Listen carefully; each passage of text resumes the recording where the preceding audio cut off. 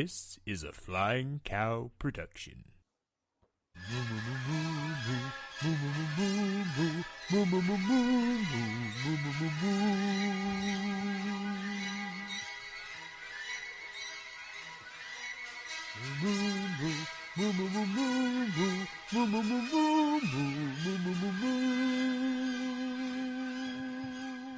Well, hello and welcome back to Fantasy Food Showdown here on the Flying Cow. That's right. I, of course, am the Flying Cow himself, Clay Johnson. And this is, of course, the show where every week we are going to be breaking down the newest episode of Tournament of Champions from the Food Network. And I have here with me today to help me break down the final episode of the first round, my friend Ian Gibson. Ian, how are you today, sir? I'm doing well. How are you doing? I'm good. I'm excited to talk to you about this show. I think I was talking to you before we started, and I've been doing this for a little bit and we've been friends for a while, and I've invited you at least one other time to do something, and schedules didn't match up. But when this one came up, I was like, okay, this would be the perfect thing for me to have Ian on for, because anybody that knows you knows that if you're friends with Ian on social media, you're gonna get pictures of food and or drinks, all sorts of fun stuff. Usually it's you trying your hand at something that you've either seen in real life or on television or something like that. It's honestly very enjoyable to see. I'm glad you find it enjoyable. Absolutely. So, I mean, what is your background with cooking shows in general? Do you watch a lot of cooking shows? I do watch at least a lot in terms of volume, but I don't Sure. watch every cooking show. Sure. Um, I also enjoy YouTube content, TikTok content of cooking Okay. shows. So a lot of my social media feeds are all cooking related. Oh, well, there you go. Honestly, that sounds like an enjoyable experience. I wish more of mine did that. Yes, it's taking years to get away from certain things on social Oh, media. absolutely. But okay, so do you have like any favorite you said you do watch some cooking shows, you also have some YouTube and other things. What are some of your favorite things food related to watch or to I'm see? a huge fan of Alton Brown and Good Eats. Okay. Yeah, I like it's a good the one. explanation. Yeah, the explanation of the science behind it is really Sure. fascinating to me. In my day job, I'm an engineer, so having the science of Right. why certain things need to occur Yeah, makes sense. absolutely. I love in terms of YouTube, I love Babish, Binging with Babish. I love Joshua Okay. Wiseman. Um, I also really like I have a masterclass, and I've watched all the cooking masterclasses. So I've seen Thomas Oh, nice. Keller's, I've seen Wolfgang Puck's, Gordon Ramsay's. Um, so I'm just waiting for the time for Jet Tila to have his own Oh, masterclass. right. Yeah, absolutely. All right. So, um, let me ask you a question then. You are in a bit of the food sphere. You enjoy that. Have you ever seen this show before I asked you to watch it? No, in fact, I actually thought it was something that was related to Iron Chef when you Okay. asked. Sure. And honestly, it's kind of Food Network's successor Mhm. to Iron Chef. They don't really do Iron Chef anymore. I feel like, because Alton Brown isn't with Food Network anymore. He did like one season of some kind of Iron Chef thing on Netflix, Mhm. but it hasn't come back since. And you know so Food Network doesn't have Iron Chef anymore, and so this is kind of, I guess, their successor. I've said that it feels like a mix between Iron Chef and like a guy's grocery games. Okay. because you've got Guy Fieri is the host, and so he's going to add his flair to it. But there's definitely the one-on-one component. It's definitely a bit more. Not to say that Guy's Grocery Games doesn't have like a serious component as far as like but it seems like it's up a notch. It seems up in that like Iron Chef tier, kind of you know um taking it almost like a sport kind of thing. Yes. Um, so so you were not familiar with the show, but I'm guessing that you were familiar with some of these chefs. I knew Jet Teal, and that was the only one I'd heard of. When I made my ranking, I had to go through and research every chef. Wow. So, Okay. Okay. so I So found, go ahead. sorry. So I found the restaurants and I looked at the menus. I tried to see what I could find, where their trainings were, where they've worked, who they've worked with, to try to make my rankings. Wow. Okay. So you really dug into this with your research in order to make your rankings. I've found it really interesting because I so far I've really only come up with one person that has was familiar with this show before I asked him to watch it. And so everybody else, it's been interesting how they have done their bracket. One person just looked at social media. Another person, went with some of the people that they knew. And when they didn't, they just, kind of flipped a coin kind of thing. And Mhm. then my friend last week, he basically was just like, well, that name sounds good. And sometimes that kind of thing works, sometimes it really doesn't. So yeah, it's been really interesting. So like I said, you really did your research. So I'd like to kind of take a look at your bracket. You and I think so far as I know, are the only ones that have Jet Tila winning. Yeah. So and our final four was pretty similar. I Mhm. think the only difference is that I have Britt Rossino in Division B, and you have Shota. But otherwise, our final four is the same, and in the finals, you have Antonia versus Jet, Mhm. which I've said before my final four is pretty uh pretty open. I really don't care who. Well, I mean, I would really like Jet to win, but if any of the other of my final four win, I will be happy, Yeah. kind of thing. Yeah. So you weren't familiar. I mean, I will say um my experience with Antonia Lofaso is definitely more with the Food Network, but I've seen her on a whole bunch of things. So I would have, like that's the one that I'm the most like, oh, I can't believe you haven't heard of her. Yeah. Where did you know Jet from? Um, If it wasn't, or he has his yeah, own go ahead. shows. He's done YouTube. Okay. His family is actually who introduced pad thai to the United States. They brought pad thai Yes. over.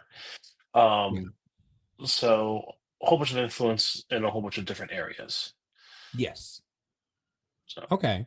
Okay. So yeah, you just happened upon his type of stuff, and you hadn't seen some of the other chefs. Are there any without spoiling necessarily anything in the competition, were there any that as you looked into them you were like, okay, I'm gonna keep tabs on this chef a little bit more from now I did for the first couple, but then after like number 30 or 40, I lost track. on? Sure. Yeah, I mean, it's 32 chefs. It's a lot. It's a lot. Yeah, So and yeah. yeah, there's a few that I know like by face. I know I've seen them somewhere doing something.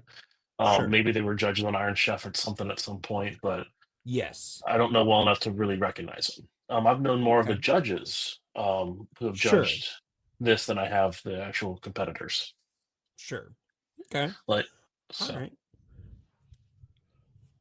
All right, all right. Well, let's go ahead then and let's get into this episode. Like I said, this is the final first round um episode. After this, they're going to be going into round 2. So we are in Division D. So we've got 4 matches in Division D. We've got let me see if I can break this down real fast. We have okay, so in our first match, we have Carlos Anthony versus Amanda Freitag. You know what? I'm not gonna say all the matches. Let's just go one by one. Okay. Otherwise, you know. But yeah, so our first match is Carlos Anthony versus Amanda Freitag, and you said you weren't really familiar with either one of these chefs going in. No, none of Okay, the chefs I watched last night. sure. Because I didn't watch it Sunday, y'all. I'm sorry. I watched it a few days later. Yeah, no, you're good. Honestly, this is the first season that I have watched on the day. Usually I catch up on, Monday after because I, usually just watch it on Max, but right now I have access to cable that I don't usually have. So, I've been watching it, I want to say live. That's not accurate, but it's as close to live as it gets. But yeah, okay, so Amanda Freitag is the first place I saw her was she's a judge on Chopped, pretty regular Okay. judge on Chopped. I believe they said that she's the only judge that has judged every season of Chopped. Oh, nice. So yeah, so she's been there for a while. And her, as far as her history with this competition, so she actually was in the finals of the first season. She ended up losing only by 1 point to Brooke Williamson.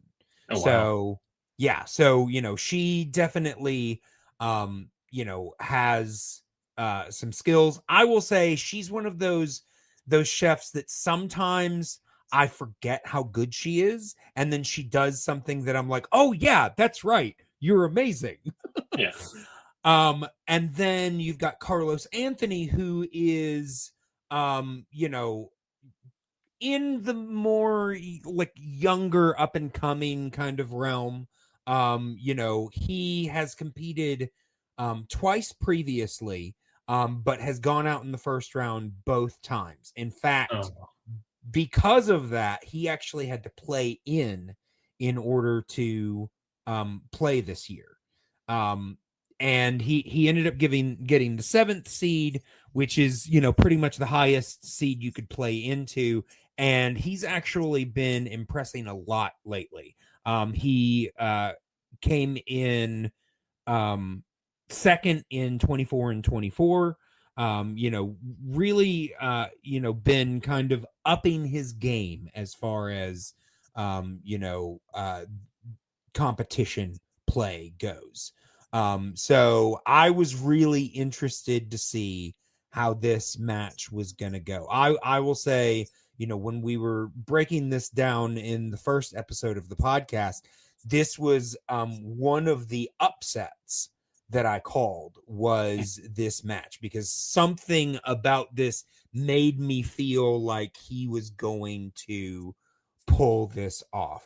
hmm And let's see, but you had Amanda going hmm into this one. yeah. So it'll be interesting. We'll break this down before we reveal who won. But it's interesting. We're on opposite sides here, so we'll Yes. see how this goes. All right. So when they spin the randomizer, we end up with country style pork ribs for the protein, jalapenos for the produce. They have to use a stand mixer. They have to use cinnamon sticks. And oh, I missed something. It's battered. Hold on. Battered. Thank you. I was about to say the style. Okay, yes. So the style was battered. And I will say, I didn't really think about it before, but now as I'm reading it out, jalapenos as produce strikes me odd because I mean, obviously jalapenos are, they're a pepper. They are technically, a produce, but I always think that as kind of like an addition. I don't really think of it as like when I think produce, I typically think like your broccolis, cauliflower, radicchio, something that's going to be more of a side dish. And I don't Mhm. really think of jalapenos as like a side dish item. You know what I mean? Okay, that's fair. So, I mean, like, like I said, on the day, I wasn't thinking anything about it, but as I'm reading it right now, I'm like, huh, okay, yeah, I just didn't think about that before. um, but yeah, so they get into the match, and when they spin these things on the randomizer, was there anything on this that you were like, okay, I don't know how, if I were in their place, I don't know what I would do, or did all of this feel pretty standard to you? Yeah, this was easy to do. Sure. Um, Okay. you, you mentioned Chop before. I used to watch Yeah. Chop pretty regularly. It's been a while since I've seen it. Sure. I have an uncle who was a chef at the Paul Brown Stadium for the Bengals, and, Wow. Okay. and Chop is his favorite show because he likes to watch it and then think about what he would do with the ingredients. I Absolutely. like this randomizer because it also makes you use certain equipment and certain methods Mhm. instead of just giving you random ingredients. So I find that aspect of the show really engaging. Uh, Absolutely.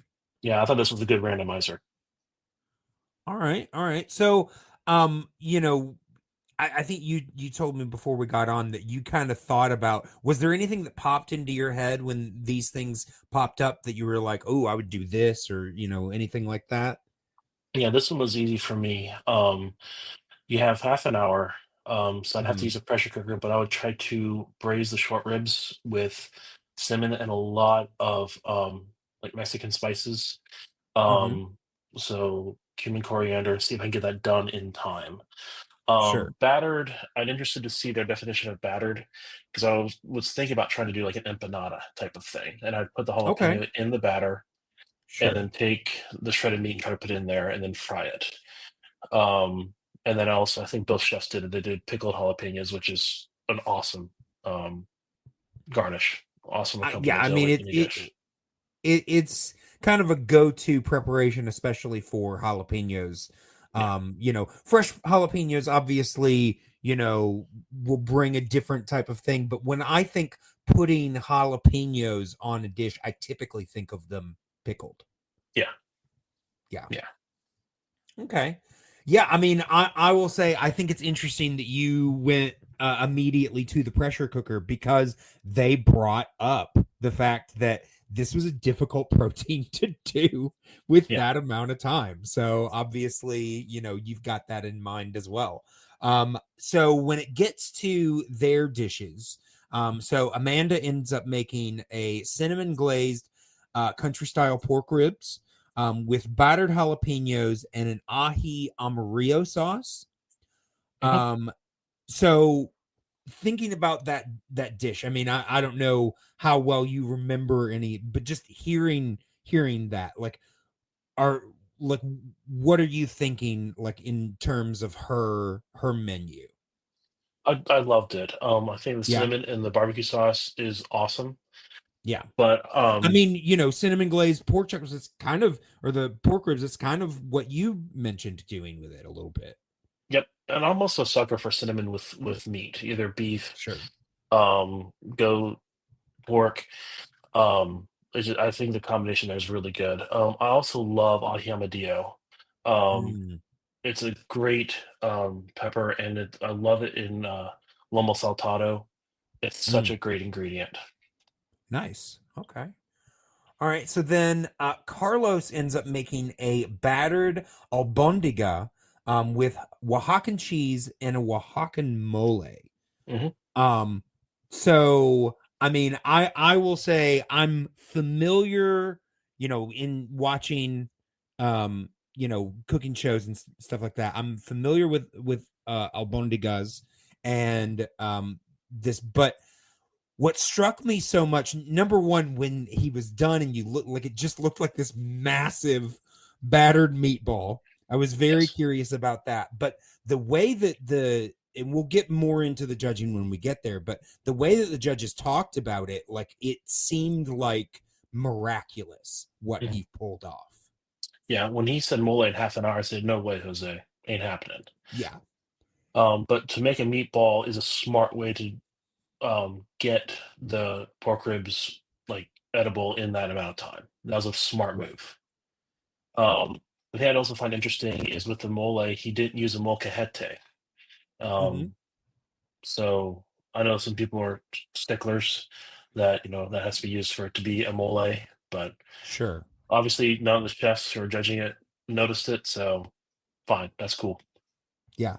I mean, I will say, having watched a lot of food competition shows, he's definitely not the first person that I've seen try to pull off a mole in a short amount of time.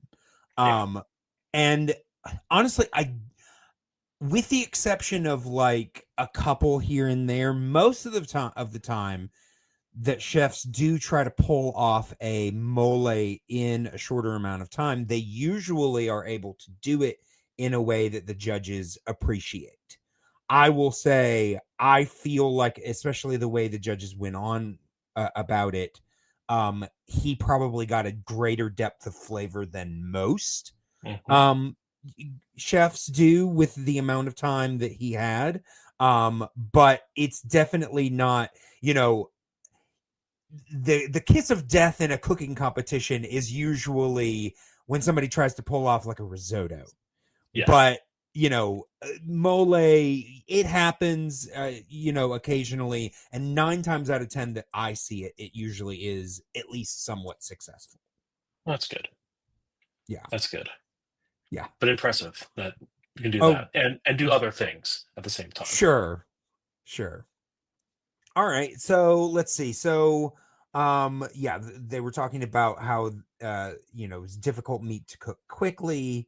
I will also mention that they talked about the fact that there were cinnamon sticks was one of the ingredients, and there were two different types that they had available.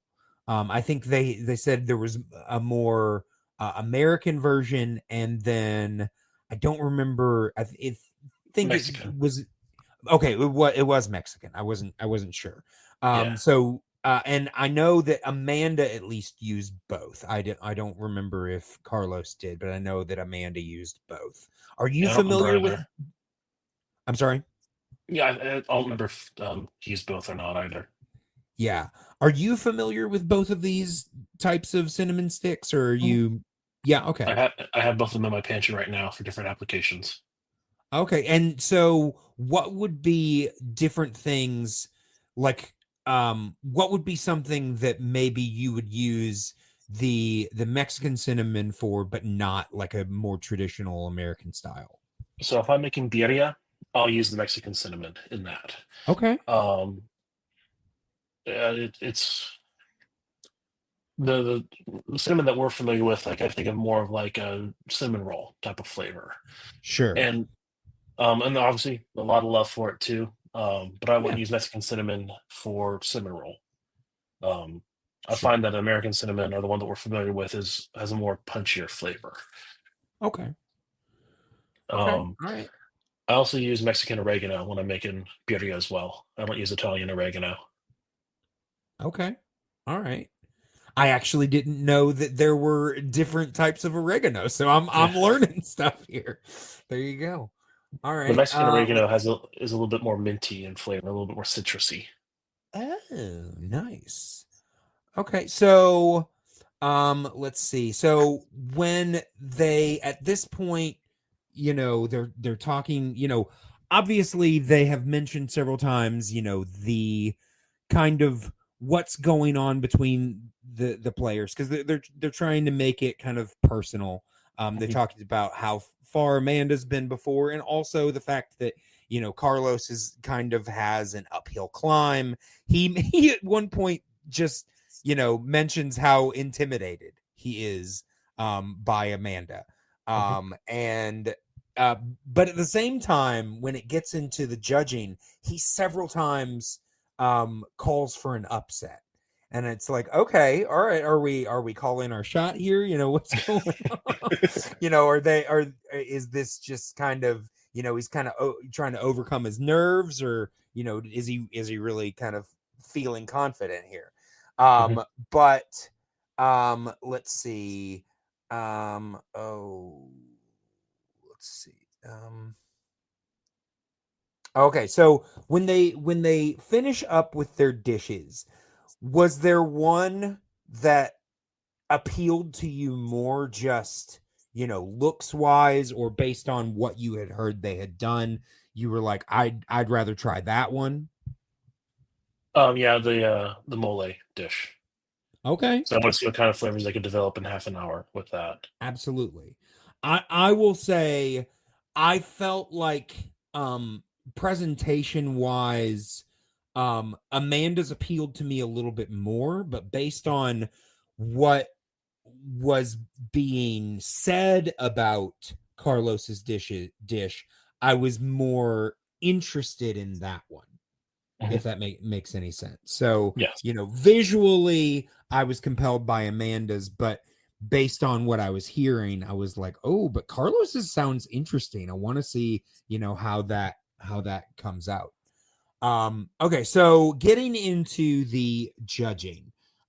So they always do this thing in the first match of any episode where they'll show like little bits of the judges, and usually I can guess one or two. Occasionally they'll do something silly like, show us the jawline of Alex Cornicelli. And that's just Yeah. like, nobody else has that jawline. Of course it's Alex. But usually like it's just like the hem of somebody's dress or something like that. And it's like, just how well do you know these people as to whether or not you can guess. I will say I actually got 2 out of 3. Okay. Because we get to see a bit of we see a man in a colorful suit, and I'm like, okay, that is Marcus Samuelson. Yes. Yeah. There was just I was like, there are very few other people, at least that I know, that could be. That is Marcus Samuelson. And then I saw the back of a woman walking in a dress, and something about it made me feel Nancy Silverton.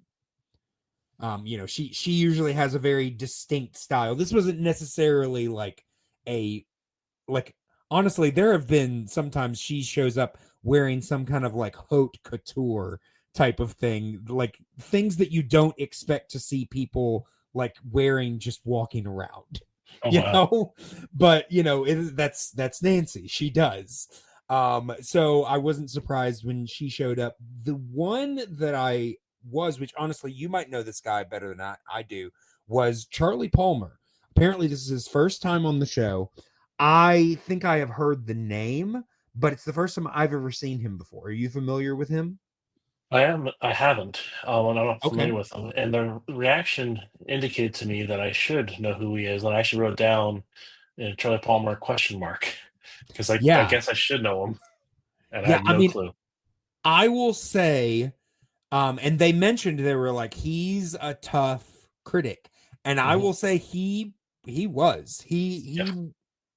He was one of the ones, even when nobody else had any critiques, he would have something. Yes. And I mean, often you could tell he was criticizing, nitpicking tiny little things, but again, that's his job. He's a judge. Yes. So in the judging, they are talking about Amanda's, and honestly, for the longest time, there were no negatives. Hmm. Like I was not hearing any negatives. Finally, I think it was Charlie Palmer mentioned that the batter was kind of clunky Hmm. in hers, and then I think Nancy mentioned the use of the stand mixer, but she even said that's nitpicking, you Yeah. know. But yeah, and then um, when it got to Carlos's dish, the first thing Nancy said was she basically accused him of cheating. Yeah. She was like, what he did was impossible. It's like the only way he could have done what he did was to show up and hours before and prep all of this in order to get the amazing flavor that he did. And the only actual critique that anybody said was that they felt it needed a bit more brightness, which he did try to do with like the peppers and stuff that he put in later. But you know, you've got the mole, obviously, and you've got this gigantic breaded meatball. It's a lot of heaviness.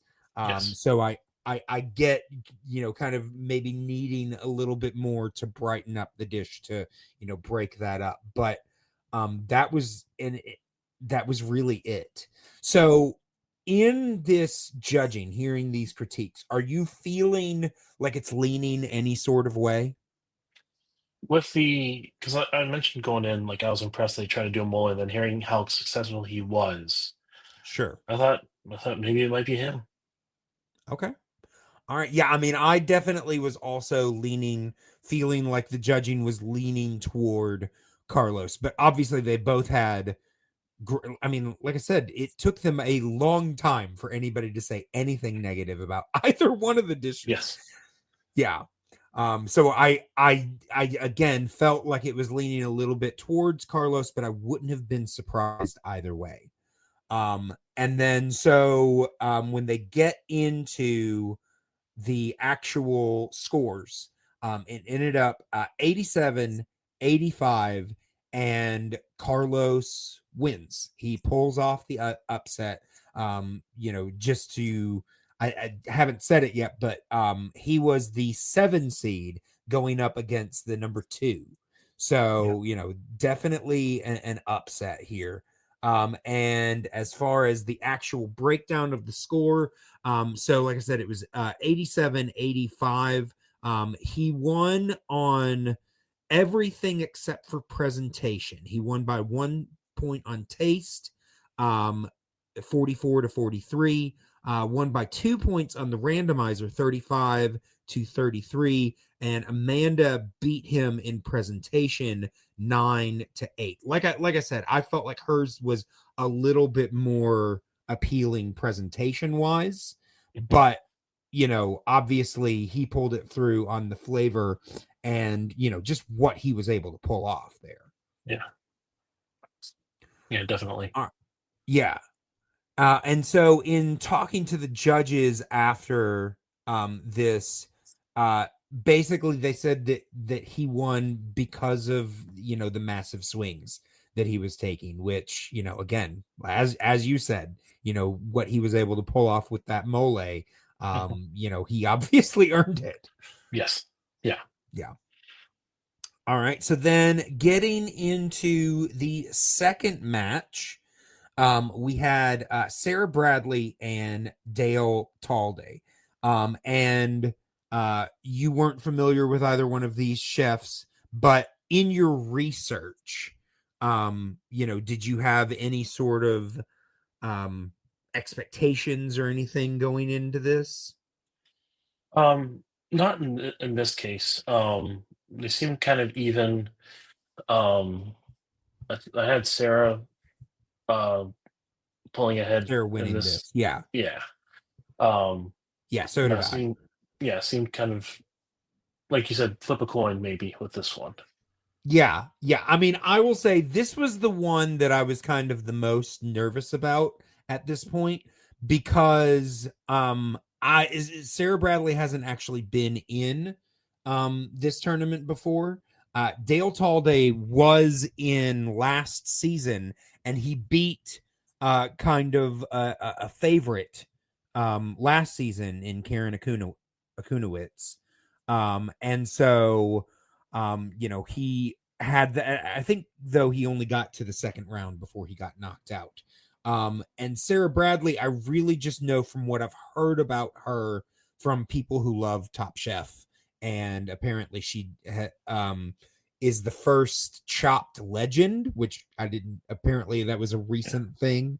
Had not was not aware of that. No, same. But people, I have friends that were really talking her up. So I was really interested in seeing what both of these competitors were able to pull off. So getting into the match itself. So when they spin the randomizer, they get Denver steak for their protein, turnips for the produce, a V-blade mandolin. It had to be charred, and they had to use prepared horseradish. So looking at this randomizer, what were your thoughts? Anything, coming from left field for you, or did this feel pretty straightforward? Oh, sorry. Yeah, you've got My AirPods stopped working. Can you hear me? Oh, yeah, I can hear you. Can you hear me? Clay? Hold on just a second. All right, sorry for that, folks. We lost Ian's audio for a second, but we got him back. So Ian, looking at this randomizer, and I can read back through it if you want me to. Was there anything in this that you felt like you would have been thrown for a loop, or did it feel pretty straightforward to you? Kind of felt straightforward for me. Okay. Yeah. So have you, I will say, when they said Denver steak, I wasn't really familiar with, I mean, like, is that different than a regular steak? Like what I mean, what is the difference between like a Denver steak and maybe what somebody might be familiar with? I've seen them before, but honestly, I don't know. I don't remember what part of the Sure. subprimal they're part of. Gotcha. Um, I can tell you exactly where the tenderloin comes from for the filet mignon. I can tell you where Sure. ribeyes are. I can tell you where the Yeah. picanha is, but Denver steak I don't remember, and I'm sorry. No, that's fine. That's fine. It's, you at least know a little bit more than I do. But yeah, so you've got your Denver steak, turnips, V-blade, a mandolin, charred, prepared horseradish. I will say horseradish is one of those things I think I discovered like a couple of years ago that I actually enjoyed like a little bit of horseradish like in like a sandwich. Mhm. um for the longest time, yeah, condiments are always kind of one of those weird things for me because I grew up hating ketchup and mayonnaise. I've only recently gotten to the point where if it's homemade I can deal with like an aioli or a mayo or something like that, but the store-bought stuff, no thank you. i'll Yeah. i'll, I'll leave that alone. But I can't remember. I think there was some sort of sauce that I tried that had horseradish in it that I Mhm. was like, ooh, I really like, there's like a bite there that I really like. And then I tried like a little bit of like just horseradish and I was like, okay, that's it. That's the stuff Yeah. that I like. That's good. But yeah, so like was there anything in particular that sparked for you like what you would have done with these ingredients? Yeah, I thought the meatball, the last one, was really smart. Hmm. And I was also inspired to do something a little bit more challenging in half an hour. So I Hmm. thought about making kebabs. Um, Okay. so I'd grind up the steak, make kebabs, put radishes and other veggies on the grill, get them charred, and I Sure. was going to try to make a pita in the half an hour Oh, nice. Okay. and do a stuffed pita, and then I would use the horseradish in like a tzatziki sauce. Yeah. Oh, that sounds good. Yeah, and I would take the V blade, the mandolin, and all the veggies would be cut on it. So anything Yeah. from the sandwich would all be used on there. That was Yeah. kind of my thought of how I'd approach it. Yeah. I mean, that is typically how they usually will approach any sort of new cutting implement. They'll just kind of use it for everything. I will Yes. say a couple of episodes ago, they got an electric carving knife. Okay. And I was a little dismissive of it at first because I was like, chefs don't need that. They don't, but they were so excited. Like, I mean, I think at first they were, like whatever, but it was just so easy, and it made the cutting so much quicker that they just used it for everything. And then I think one of them was even like, I think I'm gonna get myself one of these. Like, so it's interesting to see, how, sometimes the equipment can really, sometimes it can really hurt them, and sometimes it can be an unexpected aid. But yeah, so getting into what they actually made. So Sarah made an Urfa charred Denver steak with horseradish turnip puree and a gremolata. So like when you hear that, like what does that make you think as far as like her menu goes? I think it'd be delicious. I thought that was a Yeah. smart move. Doable in the time frame. Yeah. I will say gremolata is one of those terms that I hear a lot, and I'm always like, oh, I need to look that up. But I always forget. Yes. Is that a term that you can define for me, or? Unfortunately not, but I will Google it right now. Oh, okay. No, it's fine. Yeah, I just, I hear about that. It's definitely a cooking term that I do hear quite a bit. But and like I think I kind of get the basic idea of what it is, but I always forget. Yeah, it's pretty simple. It's an Italian condiment of parsley, garlic, and lemon. So yeah, that's Oh, okay. really Yeah, simple. pretty straightforward. Yeah.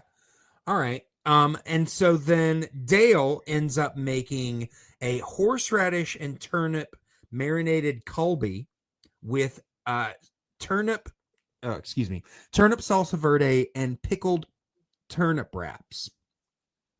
And I will say, it's at this point, because he decides to kind of bring in some of his Korean flavors Yes. with the dish. And you had mentioned, how you really enjoyed Alton Brown. I feel like unfortunately he hasn't gotten his own like good eats, but Justin Warner is kind of the successor Hmm. of Alton Brown on the Food Network. And he's the one now that often will give these kind of scientific tips and things like that. But he also on this show is really good about pointing out to the audience when the chef is doing something, either something really complicated that we should appreciate, or when they're maybe making a decision that they're going to regret. Yeah. And this is one of those times, because he brings out the fact that these are both with the horseradish and the Korean, I think he was trying to do like a kimchi type of thing. Yeah. And he was like, these are two bold flavors that I don't think are going to marry in the way that he wants them to, and are probably going to end up fighting each other. Yep. And honestly, anytime Justin gives a tip like that, I'm just like, ooh, that's not good. That's not good Yeah. for that chef. Because he's pretty much always right. Yeah. And unless the chef for one reason or another deviates, it usually does end up costing them. Maybe not necessarily losing the match, but it doesn't. It does end up hurting them at least a little bit in the points. Yeah.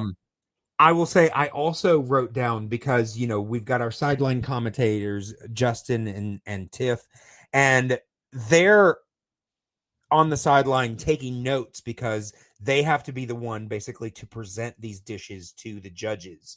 So they want to be able to do so in as great of detail as they can, to kind of serve the chefs that they're working with. And I wrote down, in doing this show now and taking my own notes, I appreciate so much more what they do, and what, Yes. because I'm like, it's tough sometimes. ends up sometimes my mother walks through while I'm watching this, and sometimes she tries to talk to me, and sometimes I'm able to make conversation, but sometimes I'm just like, I gotta take notes. I'm Yeah, sorry. I yeah, can't talk right now. yeah. The cooking aspect Um, of it is so limited in time with the whole show run length. yeah, Like I wish there's time they'd slow down and show more of the cooking so we get to see these chefs' techniques and what they're doing. yeah, yeah. But yeah, I mean, I think that those two go a long way in helping us appreciate, what we, um, what we're not able to necessarily be aware of. Um, let's see. So, I will say something in the way that Sarah Bradley conducted herself. Number one, she was very just calm, Hmm. and was also kind of really good at getting the crowd interested and engaging with everything going on. I wrote down, this is the first time that she's done this competition, but I was like, she already feels like a natural. Yeah, Yeah, I mean, obviously yeah. she's done other food competitions, so that's where that comes from. But yeah, I was like, okay, she's gonna fit in really easily here. um so in looking at the final dishes, was there one that you were leaning a little bit more towards? I really enjoy Korean flavors. Uh-huh. Kobe marinades like one of the best marinades on the planet. Yeah, Um, I love gochugaru, so I was excited about that. I was interested to see how the horseradish would play into sure. kimchi. I wanted to see if it truly was combative or how that played out. So I was more interested in that dish. Sure. I mean, I will say I also really enjoy Korean flavors. So I was interested in that. I also being aware of how often Justin is correct.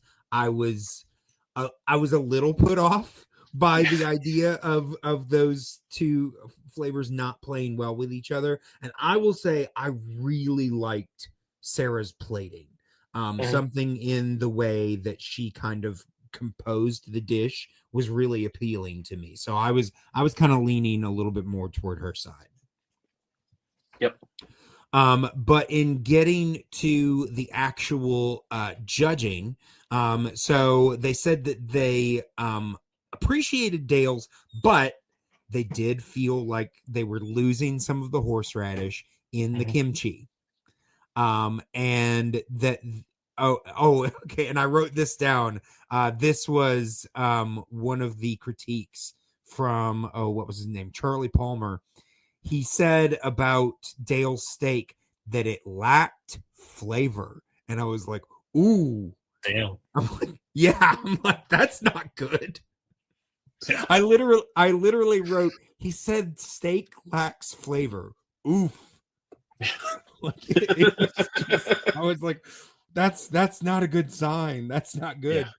I will say though, they also said that Sarah's wasn't as flavorful as it could have been either. So it feels like they were missing a little bit of seasoning from both chefs as far as the steak went. But they did feel like the horseradish was more successful in her dish, and they seemed to overall like her. So do you remember in hearing the judging, did it feel like it was more leaning towards one competitor over the other? It seemed a little bit more toward Sarah. Yeah. Um, but Yeah, you also, and with any show like this, you're only getting what they want to show you. So absolutely. Absolutely. I mean, there have been times when I have thought, ooh, it was neck and neck, and the divide in the scores was a gulf. And I'm like, how did that happen? And then yes, there have been times that it sounds like, oh, I think they're gonna give it to this person, and the other person ends up winning by like 2 or 3 points. And I'm like, yes. okay.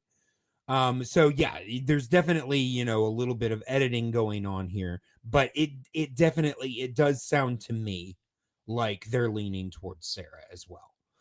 Yeah. And in the final scoring, it ended up 76 to 72. Sarah does win. And I will say this is one of the lower scoring of the first round. So and I think a lot of that though had to do with the seasoning of the steak. I feel like either one of them would probably have better showings, maybe with different ingredients on a different day or something like that. But for this match, it wasn't the highest scoring of matches. Yeah. But in the actual breakdown, so like I said, Sarah basically won on every on every point. She won by 1 point in taste, 35 to 34, 2 points in the randomizer, 32 to 30, and 1 point on presentation, 9 to 8. So yeah, she ends up with a 4-point gap, 76 to 72. And in listening to the judges talking about it afterwards, it really just was the combating flavors. They just didn't, and they even talked about how they love kimchi, but they just didn't feel like it was a good choice for this dish in having to use the horseradish. Yeah. All right. So then we get into the next match, which was Claudette Zepeda versus Nini Nguyen. I will say I have only in the last couple of weeks started to see anything from Claudette Zepeda, and now I've seen her in like 4 different shows. Yeah. And then Nini, this is Claudette's first time in the tournament. But she has enough cooking credentials that I should think she was like 3rd seed or something like that. Yeah, she's like 3rd seed, and Nini's like 6. So Nini did compete last year. She played in fact, I believe they said that she was the highest qualifying last year, but still went out in round 1. This year she, earned the spot outright, got the number 6 seed, and she's going against Claudette here. I will say, this is probably one of the matches that I knew the least about the chefs, although I will say that when I obviously, like I said, I've in the last couple of weeks I've seen Claudette in a bunch of things. She's really impressive in like Mexican cuisine and that kind of that type of food. She's done some actually really impressive things. If you've ever seen Bobby's Triple Threat, she actually was one of the first people to beat the Titans in that. That's cool. So yeah. And then Nini, I think, just recently won some other competition. I can't remember what it's called, but something about a hotel bites, or I can't remember what it was, but she won. So she's done well recently. And I'm not gonna lie. I was just really curious as to how this was going to turn out, because I think in the past I thought that Nini had won once last year, but apparently she hadn't. So basically we've got 2 people that have never won in the competition, one that's completely untested and one that's only lost. So I will say, going into this, I had picked Nini, and I think, did you as well, or did you pick Zepeda? Let me see. I actually did pick Yeah. me Yes, as you well. did. Okay, so So again, you and I are both rooting for, or have picked at least, Nini in this match. So let's see what we get here. So in our randomizer, as they spin the randomizer, we get uh the protein is turkey breast, the produce is radicchio. They have to use a double boiler.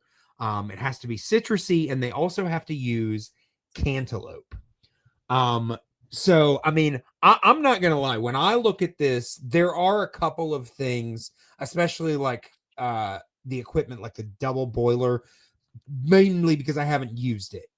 Mhm. And I'm also wouldn't be entirely certain how to marry citrusy and cantaloupe. So this would be a little difficult for me. But Yeah. was there anything here that threw you for a loop a little bit? Um, I was cool up until Cantaloupe, and Cantaloupe was like, "Oh, okay," Yeah. but it is what it is. Yeah, Um, especially when you think about, that it also has to be citrusy, because cantaloupe is a melon. It's mhm, not really citrusy. yeah, They're, I mean, I wouldn't necessarily say that they're competing, but they're definitely not on the same level. yeah, and they're different. Um, so for some reason I wrote down I had tacos in my head, but nothing Tacos? about that.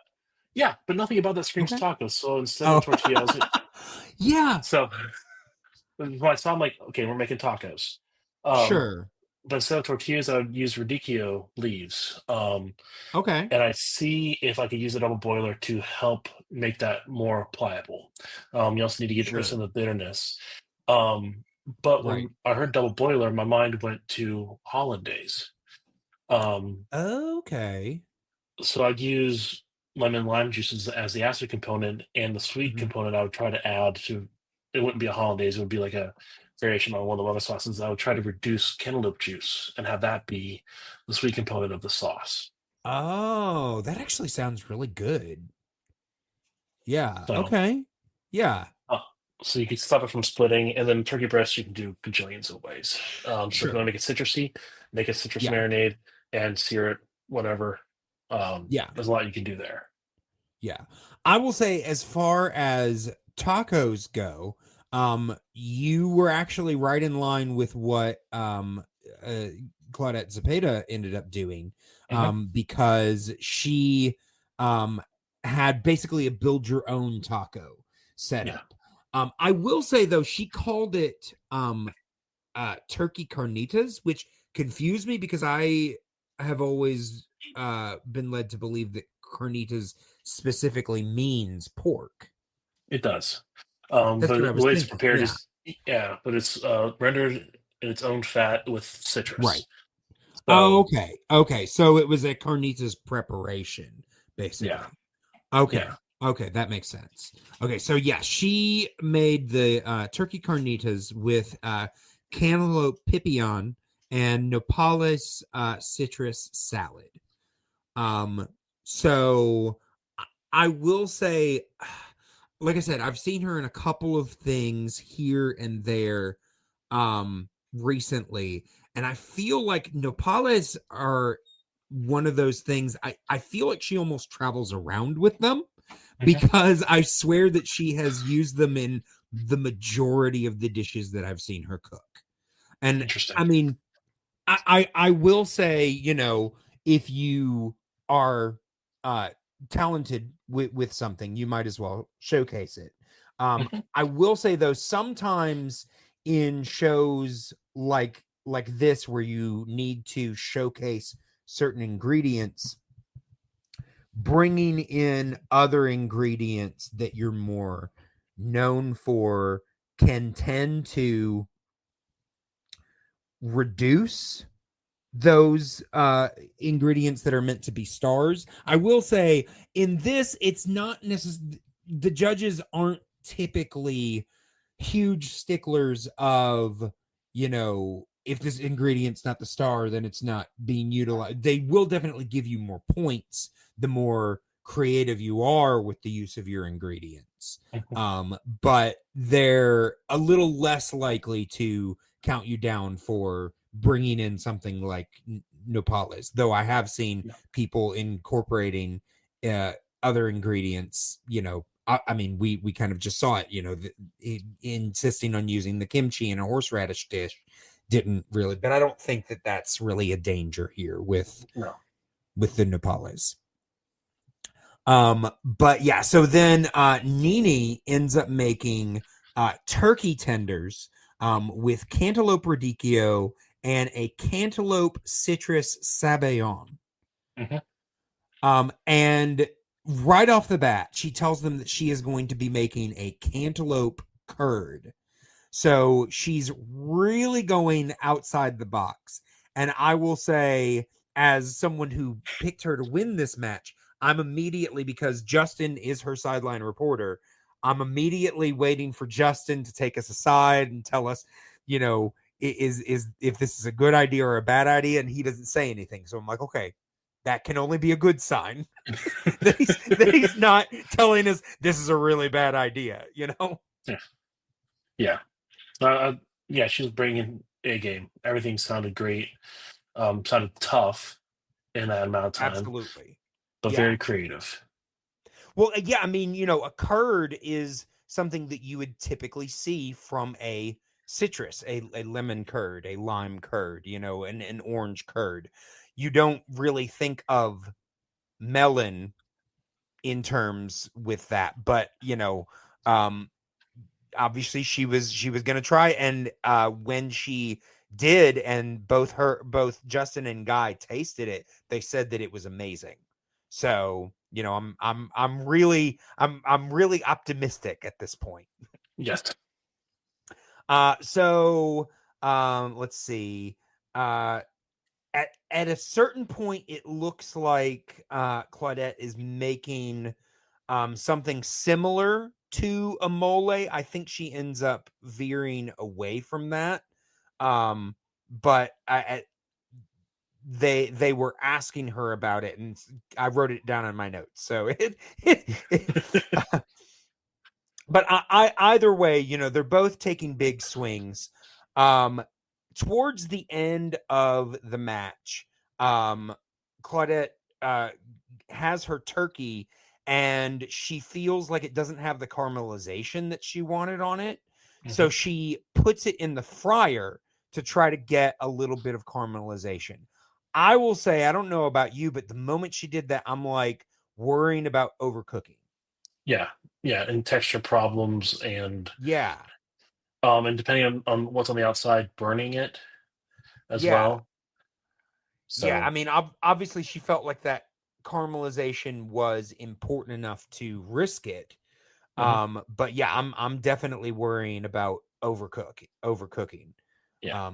Drying it out at the very least. Let's see. So, Yeah, and yeah, with turkey like that, like as we all know from Thanksgiving, dry turkey ain't no good. no, no. I mean, you gotta, at that point, you gotta drown it in gravy and all sorts of things just to, get through it. Yeah. Yeah. Which, I mean, I'm sure we've all done. Yes. But yeah, so um when both are finished in the final presentation, was there one that you were leaning towards over the other? I like Nini's a lot. Yeah. I liked it a lot.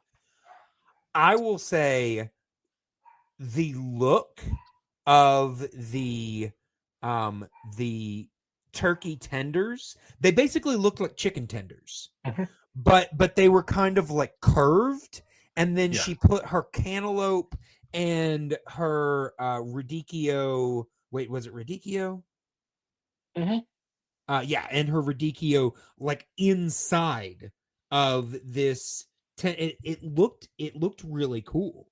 Yes. um in fact, the judges pointed out that the colors actually matched what Marcus was wearing. Yeah. Yeah, yeah, it was really colorful. And the my mom has a phrase where the more colorful the dish, the healthier it is, and that's where Okay. my mind went when I saw it.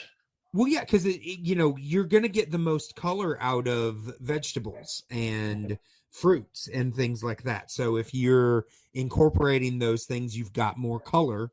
And I mean, unless of course your vegetables and fruits are, you know, potatoes and, you know, Bananas. cantaloupe, but yeah, something, yeah, something that is very much the same colors. But yeah, with the melon and the radicchio, yeah, it definitely did add a nice pop of color. I mean, yeah, it looked great. I will say I thought that Claudette's looked great too. Mhm. But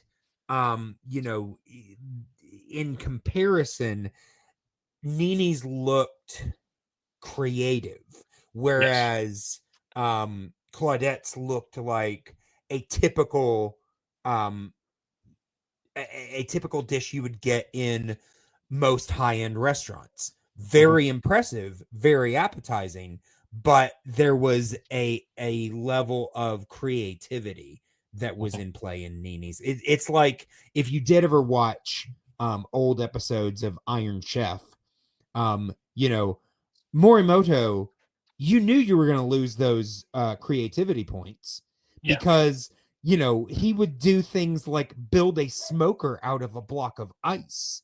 Yeah. You know, the man just had a flair. So when, you've got somebody that's basically building, kind of a sphere out of turkey tenders, Yes. it's that creativity kind of at play. Yeah, the craziest thing I saw Marmoto do is he made taco shells out of baby shrimp. Yes. Like, Yeah. who?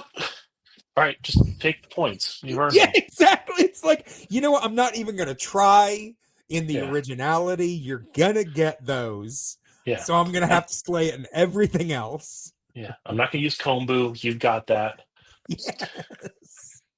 Yeah, absolutely. Absolutely. Okay. So getting into the judging, um, so it looks like so Nancy immediately was impressed with Nini's. She's the one that pointed out that it matched Marcus's wardrobe. The only critique that she had was that she felt like it needed a little bit more sauce. um she wanted a little bit more of the sabayon.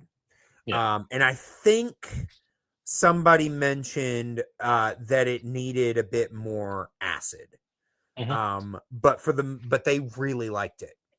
And then with Claudette's, so Nancy said that she wanted more melon. And Palmer said that he felt like the turkey was a little overcooked, which, Hmm. like I said, I was afraid of when she put it in the fryer. And occasionally you will hear a note like that, and maybe another judge will contradict. Maybe they'll say, well, maybe yours was dry, but mine was perfect, or something like that. But Yeah. usually, if somebody says something, and I mean, occasionally you'll also hear the judges all say the same critique, and that's never good because that means that Yeah. it was worth all of them saying it. But if Yeah. usually just one of them says it and nobody says anything contrary, they all agree. They just didn't feel like it needed to be said more than once. Yeah. So, and like I said, and nobody contradicted. I will say though, we're getting into the end of this, and it feels to me like Nini's got this locked up. And then Hmm. all of a sudden, Marcus just goes on like a soapbox about how great Zapita's dish is, and even says he thinks it's better than Nini's dish. Yeah. And I'm just like, okay, so I'm really confused. Yeah.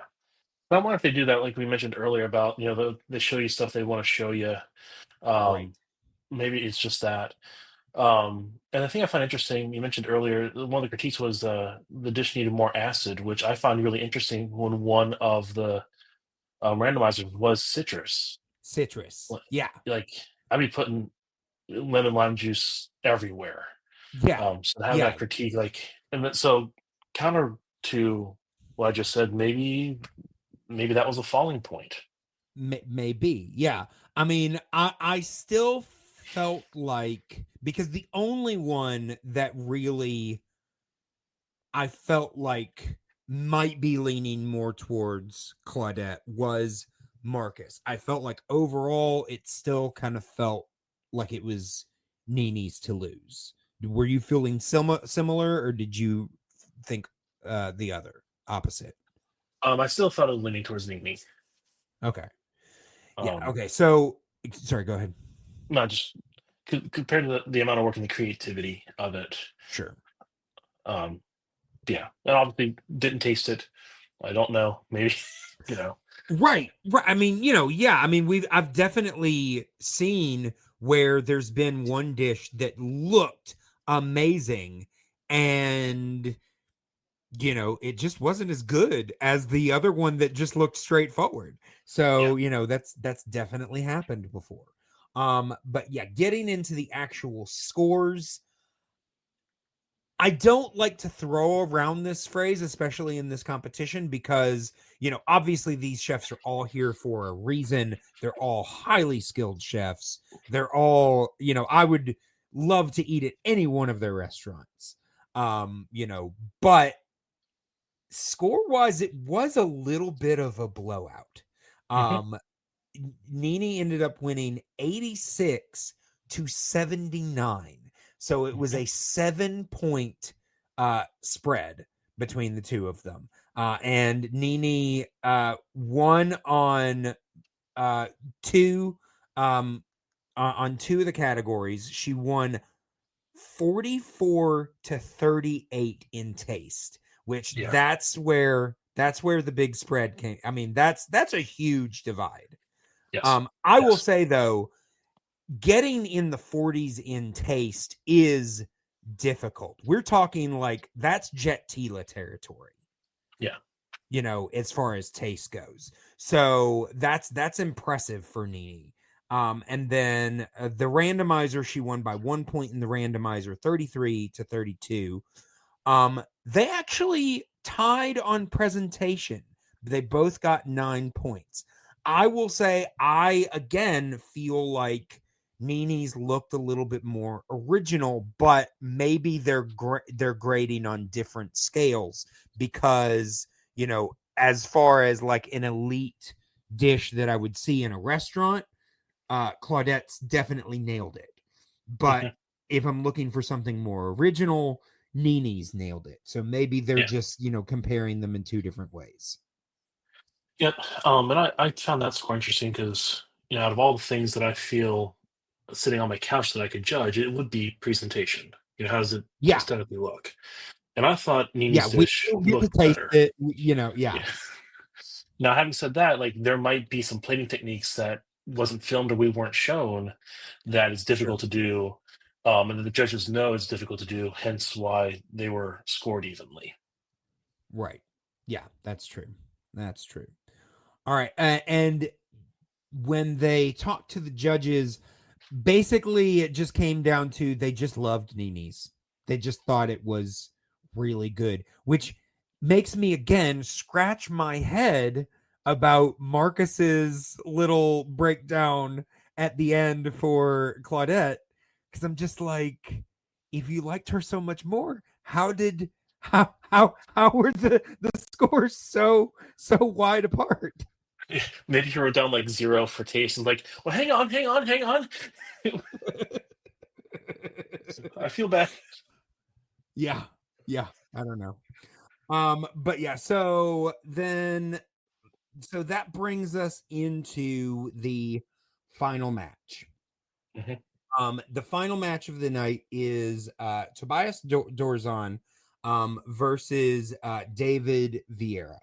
But before we get into this match, I do want to mention I haven't been breaking down points, and I actually probably should, because I haven't looked at your points for each one of these matches. So Let me This see. one I have Tobias going 85, David going 79. Yeah. So for the previous matches, let's see. So, oh, where'd it go? There it is. Okay. So for the first match, you had Amanda at 86 and Carlos at 80. I think, trying to remember what that score actually was. Carlos had That 87, Amanda was 85. 85 to 87. So you were actually only 1 point off of Carlos. So that's pretty good. I was 7 points off on Carlos. I was 1 point off on Huh? Amanda. Oh, that's right, because you had Amanda winning. Never mind. I did. That's right. Yeah, so you're right. You were actually right in between Amanda and Carlos's actual score. Yes. But because you picked the wrong person, it doesn't matter anyway. No. So No. then on, let's see, on that one, what was my prediction? I do remember that I wasn't, I really only did one of these really well. Okay, yeah, so I was 2 points off actually for both of them, because I had 84 to 83, and it ended up 86 to 85. Was it? I think so. Or no, 87 to 85. So I was Yes, a little 87, farther 85. off on Carlos. So then for the next match, I had 82 to 80. They ended up getting in the 70s though. You had let's see. You had 74 to 80. She won by 76. So we were far enough off that didn't really apply. And then in the other match, Nini won. Oh, actually, I think you were pretty close on this. I think you were only 1 point off on both of them because you have 85 to 80, and the actual score I think was 86 to 79. Yeah, I forget what really inspired me about Nini, but I must have been something I saw on her menu or something. But I Yeah, really dig what yeah. she's throwing down. Yeah, I think that was actually one of the lower. Yeah, that was the one of my lower projections. I had 81 to 79. So at this point, I have actually won the 3 matches that are happening, which I will say, um, pretty much every week, actually every week, I lose 1 match. And we're getting down to the last match, and it's Tobias. And I'm Mhm. like, okay, I'm feeling confident, but at the same time, I'm like, of all the matches for me to lose, I do not want Tobias to lose this match. Yeah. I do not want Tobias to lose this match. I feel like I kind of gave him a little short shrift in um the intro episode, but I really like Tobias Dorzon as a chef and a personality. I've seen him mostly on this show, but he's just a really, he's pretty low key. He's down to earth. He's a former football player, who, kind of parlayed that into a new career as a chef. He's, just been, uh, really impressive. And on top of all that, he, um, deals with an anxiety disorder. We've seen him actually have to play through it in Mhm. previous seasons. And, it's always, um, really inspiring kind of to see him have to deal with these things and push through them. So, he's definitely been one of those people that I want to see succeed. I want to see do well. And then on top Yeah. of all that, um, I will say I found out when the series was, before I even knew who was competing. I was just, looking into some of my favorite chefs, and apparently in November, he got injured in some sort of shooting. Oh no. Yeah, I mean he's fine now. And he's been posting online, he's hanging out with friends and going to different things. Apparently actually this weekend he got to hang out with Tiffany Faison. Okay. Apparently she's a really good friend of his. So, he's doing okay, but one more reason for me to root for this guy, right? Yes. So I am everything in me, and I'm just really rooting for him. And of course, Justin bringing in the facts. He's like, every season, at least one number 1 seed gets taken down by an 8 seed. And I'm just like, Justin, I appreciate you. I appreciate your facts, but shut up. Like, Yeah. that's literally what I'm thinking. I'm just like, don't stop it. Just stop it. Don't do this to me. So, I'm a little nervous because David, he played in. He's an 8 seed. He played in, and he actually, because I watched the qualifying matches, and I was actually rooting for his competitor in the play-in. And he ended up really impressing and winning. Like, dude made his own tortillas in like 20-30 minutes. Like, tough things to do. So this is the guy who goes all out. So I knew this was going to be a tough match. I Mhm. was nervous.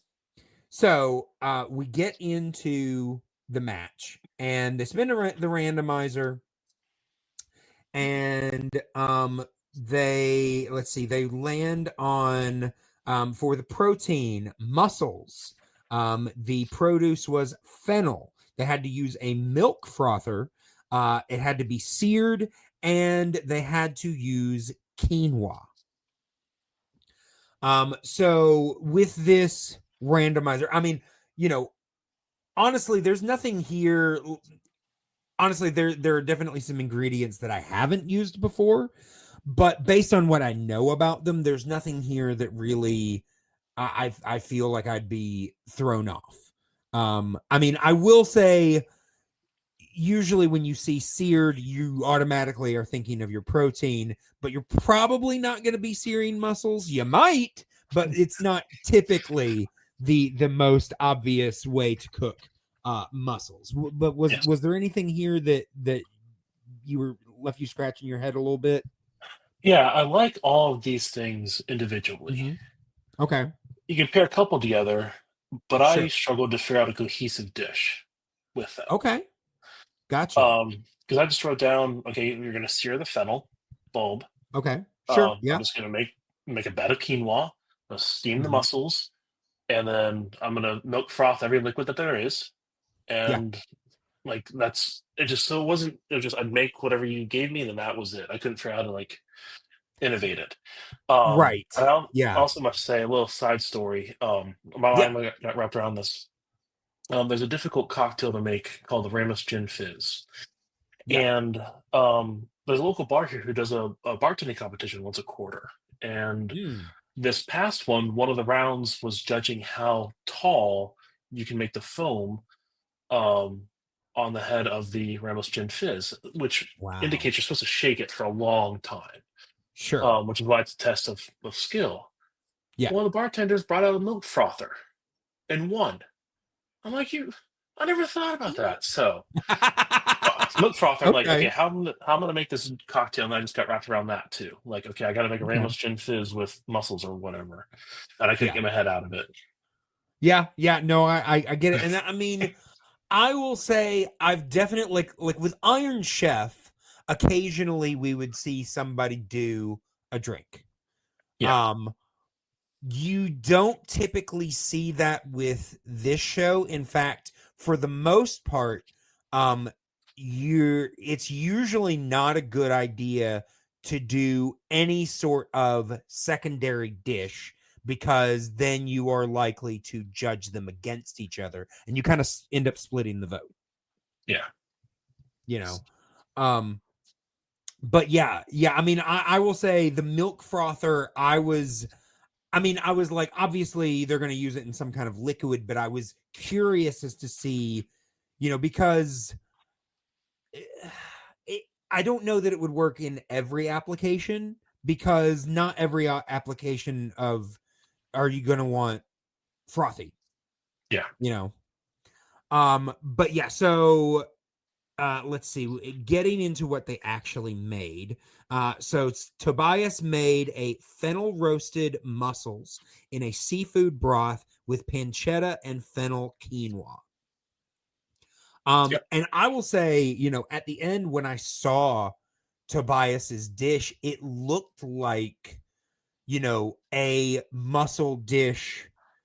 I mean, elevated, but it looked like a mussel dish that I have gotten at like, bars or, things like that. Like and honestly, a mussel dish that I really enjoy, with like Yeah. the broth and the open mussels, and, just all of this stuff in play in there. So I was intrigued by what he was doing here.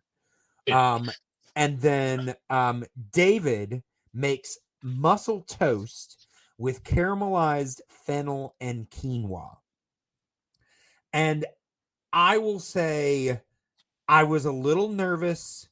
My nerves went up because during this match, Sarah Bradley is watching the match because she is going to be playing whoever wins. And apparently she knows David pretty well. And when Muscles popped up, she goes, "Oh, that's one of David's strengths." Oh, no.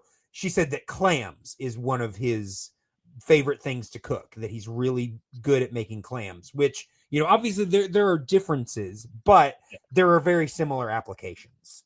Yes. To clams and mussels. So yeah, I'm a little nervous. I will say there is a bit when like they are complimenting Tobias, or like people are cheering for Tobias, and Tobias just looks around and he goes, "Everybody loves Tobias." And I was like, yeah, everybody does. Yeah. It's just like a nice little pleasant moment for me there. Let's see. I also thought it was really smart for him to include pancetta in the dish. Yes. Yeah. And when he was making it, it seemed kind of like what I'd thrown out. Like, I'm just gonna make quinoa. I'm gonna sear the fennel. It seemed pretty on par Yeah. for it. But Yeah. No, I honestly, I assumed, and he might have, but he definitely made more of a deal with it with the fennel. But I assumed that he was going to be searing that pancetta. Mhm. And I would've. think that the judges, like, I think that was in the judging, that they liked what he did, but I think they wanted it seared more. Mhm. A little Which bit makes more sense. of a sear there. Yeah. David mentions that he's inspired by Portuguese cooking. And Tiffany takes a moment kind of to highlight what Tobias is doing and really kind of building him up. Really nice moment there. And also, so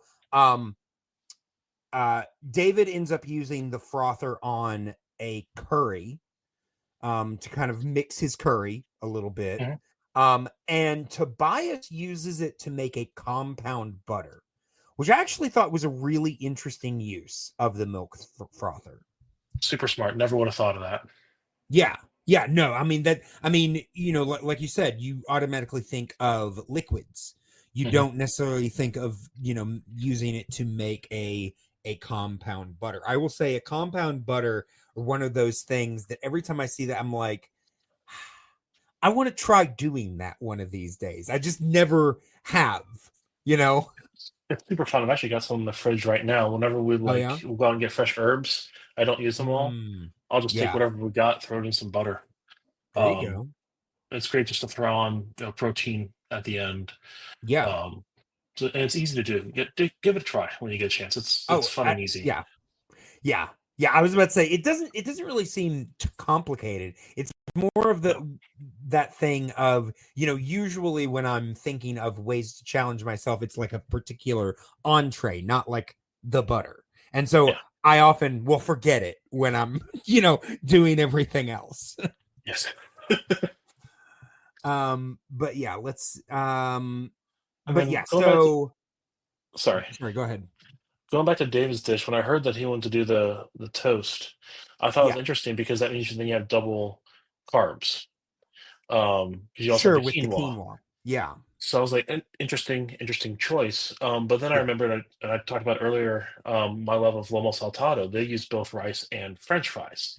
So sure. when I remember that, I'm like, all right, let's see how it plays out. Yeah. Yeah, no, it's true. It's true. So when they finish up the dishes, obviously, Tobias is going for a more rustic feel, Mhm. and David is definitely going for a more elevated looking dish.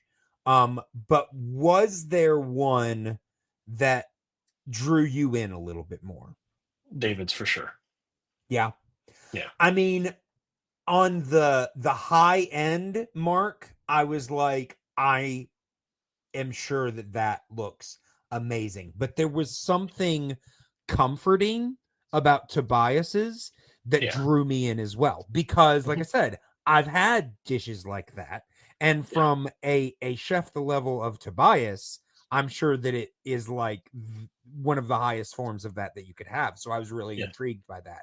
But I can see the draw towards David's as well. yeah. I just like it for something I haven't seen before. It was the originality of it, Sure, at least absolutely. Yeah. for me. Yeah. Um, Yeah. So then getting into the judging, let's see. So Marcus really liked Tobias's dish. He wished that the pancetta had more of a sear. mhm, Nancy gave a really interesting critique because, and it even confused, like, Guy was like, I don't know what that means, because she said that it was almost too perfect for the competition. yeah, At first, what it sounded like was what he made was a good dish, but it doesn't work for this competition, which I would understand that. But the more she kept qualifying it, the more it sounded like this dish is too good for this competition, which I'm like, that doesn't make any sense. yeah, yeah. Almost sounds like she thought of like, oh, this is gonna sound good, and then like, Sure. Yeah, yeah. fumbled I on the think 1 yard she line. got a little lost along the way. But ultimately, I think what she was saying is that she liked the dish. She just maybe felt like it wasn't maybe the ideal thing to be presenting here now, Yeah, especially, I mean, obviously they got Tobias's before they got David's, so that's a difficult comparison, you yes. know. Yeah. But yeah, and Palmer said that he wanted more emphasis on the fennel Mhm, with Tobias's. David's, um they felt, they mentioned how fancy it was. It's a dish that was all about the details. um Palmer thought it was fantastic, but he wanted the fennel a little thinner, so he's all okay. about the fennel in this judging. Yeah, It's David, is Palmer. yeah. um but I hated it, but it felt like the judging was skewing pretty strongly towards David at this point. I felt the same. Yeah, I actually wrote, it sounds like David's gonna win. And it's like, look, I get that David did an impressive job. And when you look at those two in, like I said, I am feeling drawn towards Tobias's for, a, comfort reasons and things like that. But Yeah. I can't deny that probably David's looks a little bit more elevated on that high restaurant quality type of thing.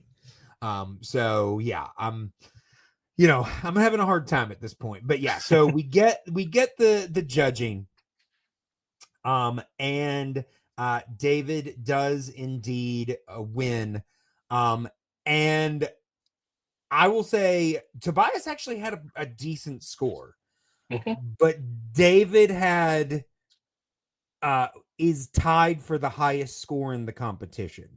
So he won 91 to 85. Yeah. So, I mean, in a lot of other matches, Tobias would have won actually pretty easily. Or, in a close match. But the only other person who scored a 91 is Jet Tila. So David's looking pretty fierce to me. I'm not gonna lie. Or did the randomizer really help him out with the muscles? Was this Yeah, I mean, his wheelhouse? There's that to be said as well, because we did hear from Sarah that is one of his favorite proteins to use are the clams, which definitely muscles are in that vein. So yeah. That's a very good point. As far as the breakdown goes, so David won 46 points to 44 in taste, so 2 points there. He won by 3 points in the randomizer, 36 to 33. And only by 1 point in presentation, 9 to 8. I think, again, we're dealing on a different scale. Obviously, Tobias is plating for kind of a comfort food type of thing. And I think for that, it was pretty near perfect. Yeah. Whereas David obviously is going more for your, Michelin star elevated, presentation. But yeah, so that is the match. And I will say, obviously Tobias was disappointed to be going home this early. But Guy even said it when he talked about the scores. He's like, Tobias is definitely coming back. He is not only a phenomenal chef, but he's a fan favorite. Everybody wants to see him succeed. I mean, honestly, I want to see him win this thing at some point. And I think that he's definitely got the potential to do so. This just unfortunately wasn't his year. Yeah. So that was the last match, and that was the last match for round one. I will say I actually don't know what matches they're going to be doing. I do think that it will still be 4 matches. I think they're probably going to pick one side of the bracket or the other. But I don't know which one they're going to start with. So I don't know what matches they'll be doing, but I do know it's going to be in round 2. Yeah. Do you think they'll do like A and B together and then C and D together? Or they would do like A, C together? I don't know, simply because they did go, like, in the past, they've flipped around to the point like that they would do the number 1 and 8 seed match in one division and then the 4 and 5 on the opposite side of the bracket. So, this is the first year that they've kind of gone a little bit more in order. So I don't know if they're going to change it up a little bit and maybe mix and match, maybe do A and D or, B and C, or if they're going to stick with, the format that they've been doing this year and go, as you say, A and B this week and C and D next week. Don't really know. I will say the majority of the people that they showed early on were people that are mostly in the A and B brackets, but they also showed Jet, who's in bracket C. So I don't know if maybe they were just trying to show us a little bit of everything, or if um you know it they were just kind of throwing us off by Yeah, showing Jet in there. I don't know. yeah. No spoilers, But yeah, anyone. Got to keep us yeah, guessing. yeah. Yeah, I mean, it does make it a little difficult for us because I don't know what scores to ask you guys for. Yeah. But I will say there's gonna have to be a little bit of some of us are gonna have to do a little bit of bracket restructuring, but that's okay. As far as scores go to today, I will say that up until this week, Ian, you've actually been really impressive. You have been because I think the first week you got all of the matches right, and I Mhm. think all of the other weeks up to this match you've been right alongside me, only missing one match. Yeah. This week, unfortunately, you lost two matches. Yeah. I will say though, your score picking in the Nini match, because you were only 1 point off both, I think you're probably going to get one extra point for that. Okay. Um, and I think I'm actually getting 2 extra points for that because I'm pretty sure that I picked Zepeda's score exactly correct. Nice. So yeah, I picked hers is 79. Obviously I was way off of Nini's, but I got Zepeda's exactly right. So yeah. But yeah, so uh yeah, I mean, I haven't broken down, and I don't want to break down the scores yet because there are some people that I'm still waiting on certain things from. But you are because I'm the only one that has picked scores every week, I've gotten Mhm. a little extra points. Otherwise, you and I would be pretty neck and neck. But I Nice. think I have well, no, now I probably have a little bit more. But going into this week, I had only 3 more points than you. Yeah. Um, so And yeah, I had the bias going pretty far, so obviously that's going to throw off yeah, a lot of. yeah. Well, I did too. I also you and I both had him in the final four. So Yes. I think we're both gonna have to alter our bracket for that. But yeah, I mean, we've been doing pretty good otherwise. But I want to say thank you for doing this with me. This has been a lot of fun. Yeah. Absolute blast. Thank you for having me on. Absolutely. And I want to say thank you to those that are listening. Make sure to check us out. You can contact us at the Flying Cow Pod on Instagram, Twitter, as long as I have to be there, and Blue Sky. And you can email at the Flying Cow Pod at gmail.com. Ian, anything that you want people to know about or check out or anything like that? It might be goofy, but I was thinking about it as we're talking about Marcus. He Mhm. has a Red Rooster in Harlem, Okay. and I have made his fried chicken recipe, and it is hands down my favorite fried chicken recipe. Yeah. Nice. Okay. So I encourage people to try that. In addition, the spice blend that he uses for the chicken shake is maybe my favorite spice blend, and I put it on everything. I put it on hash. I put it on eggs. Doesn't matter. So I don't know Marcus, but I love Yeah. his Yeah. chicken, and I love the spice Absolutely. blend. Cool. So All right. Good stuff. Good yeah, stuff. All right. Well, like I said, we will be back next week to bring you the first match in round two. But until that time, moo.